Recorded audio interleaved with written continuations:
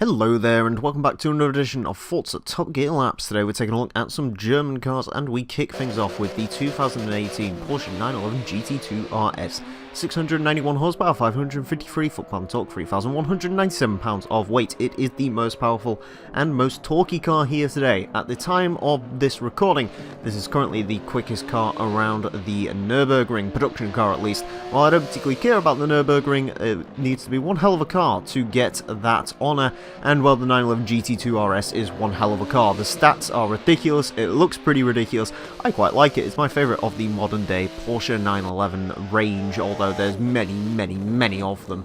Anyways, as far as this car goes to drive, it's a little bit on the strange side. The previous cover car, the Ford GT, we drove around this track a couple of weeks ago, and that was a phenomenal car to drive. Really very nice car to drive, can't fault it.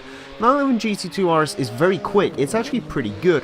However, it does have one major fly in the ointment, and that is that it does suffer from some rather moderate to heavy understeer.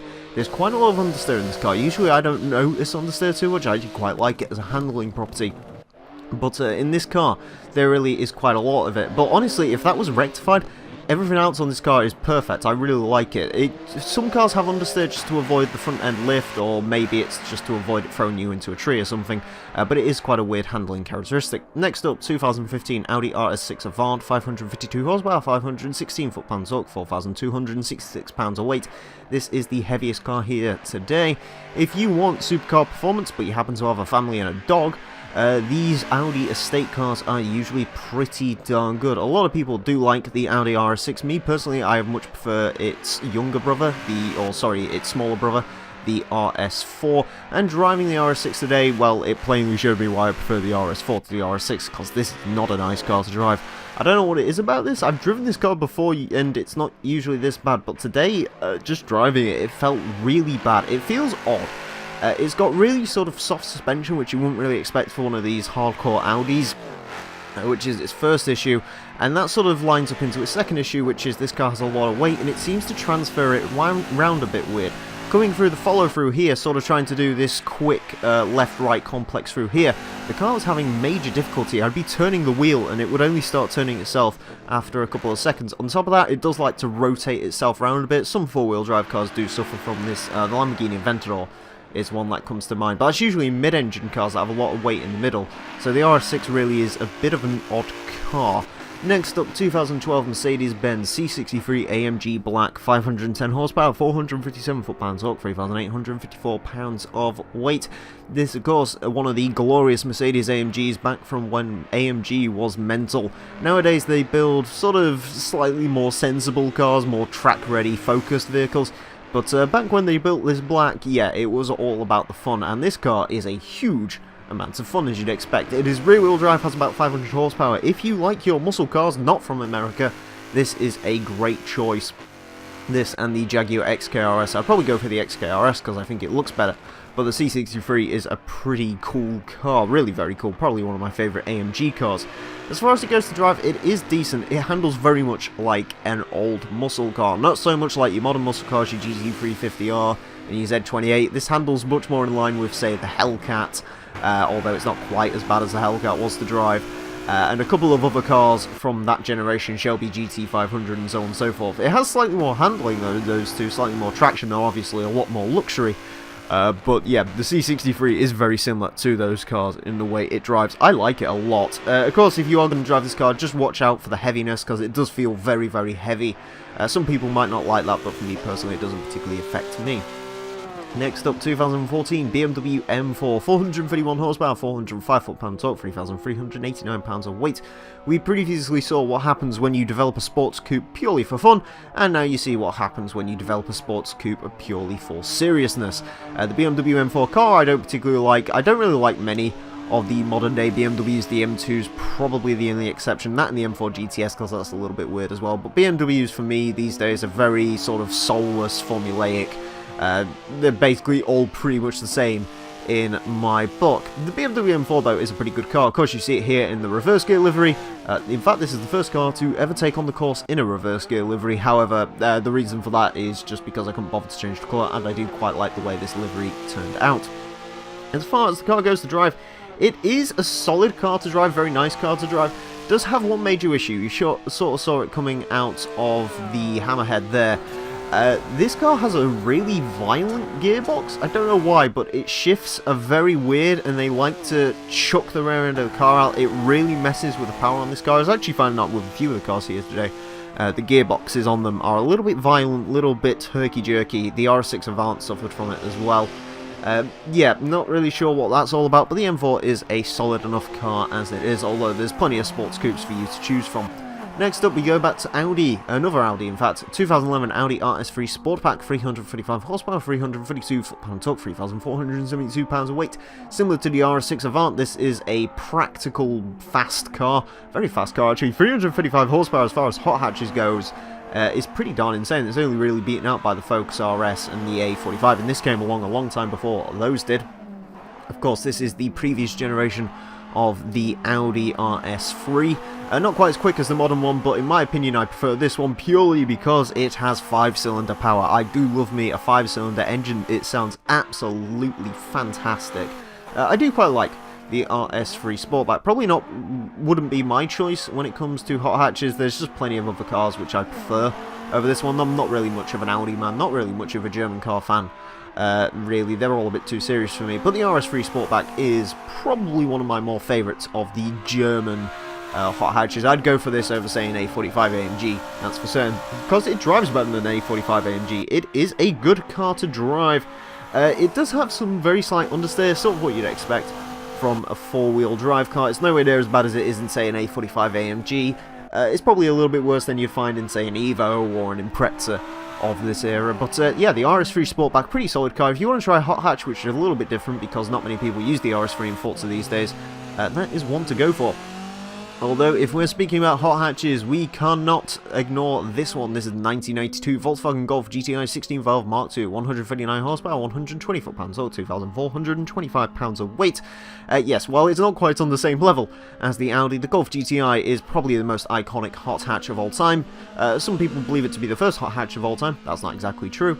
But yeah, it is one of the first, and it is certainly the most iconic, still being produced today, of course, although unfortunately we don't have any modern-day front-wheel drive GTIs in the game, which is a shame, because I'd really like to see the Club Sport in this game. But the Mark II Golf GTI is a pretty darn good generation. Me, personally, my favourite is the Mark III, because I love the VL6 motor, but the Mark II is right up there, and as far as spec racing goes, you'd be hard-pressed to find sort of a one-make race series that hasn't had a Golf GTI in it at some point. These things are very popular to sort of do spec racing, one-make racing with.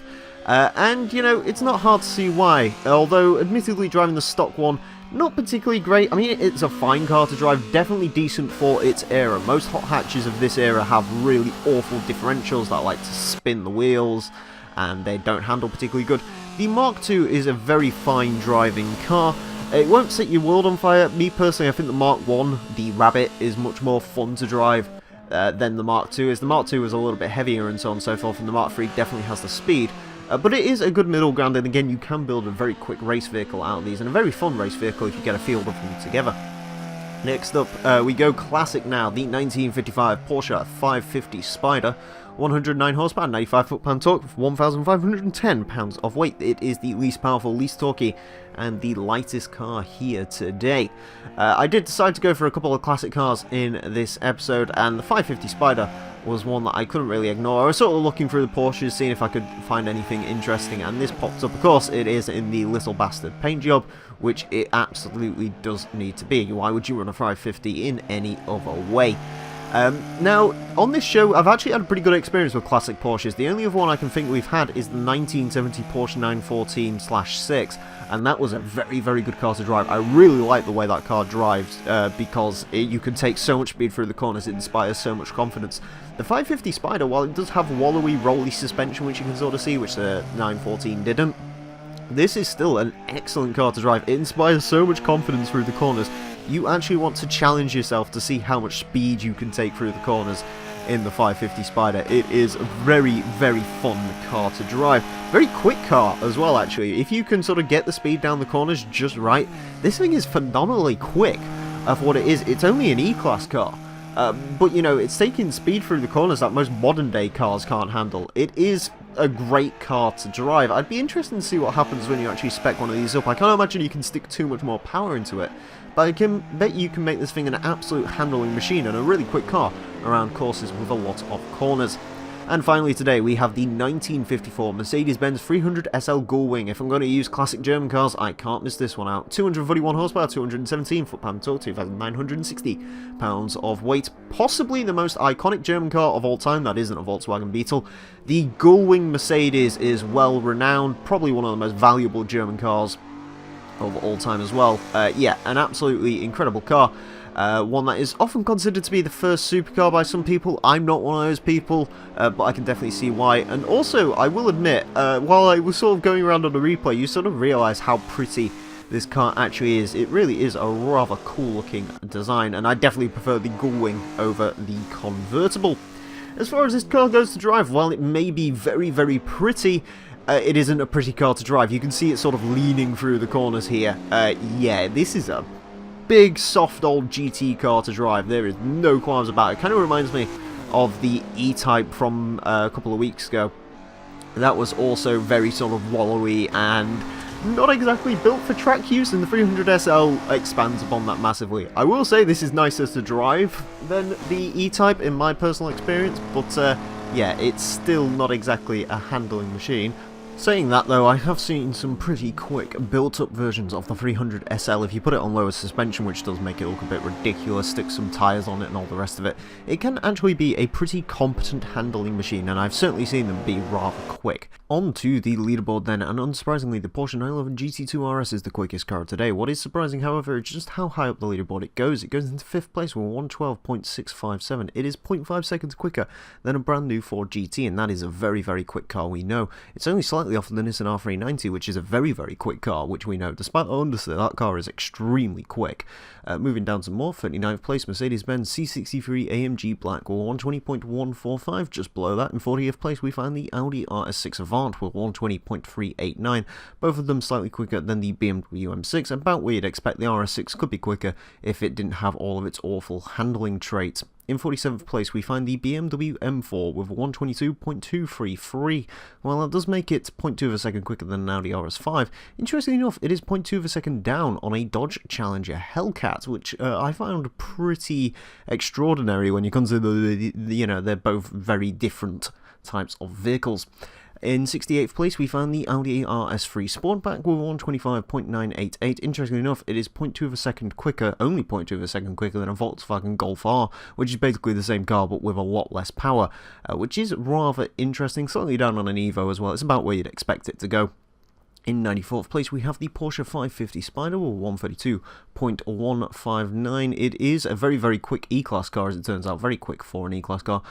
Slightly quicker than a Lancia Fulvia, BMW 2002 Turbo, Jaguar E-Type. The Mercedes-Benz 300 SL Gullwing goes into 99th place with 133.907. The time isn't surprising, however, it does squash it in between a Dodge Shelby Omni and a Peugeot 308 GTI, which is probably somewhere a Gullwing has never been in its life. A very strange positioning.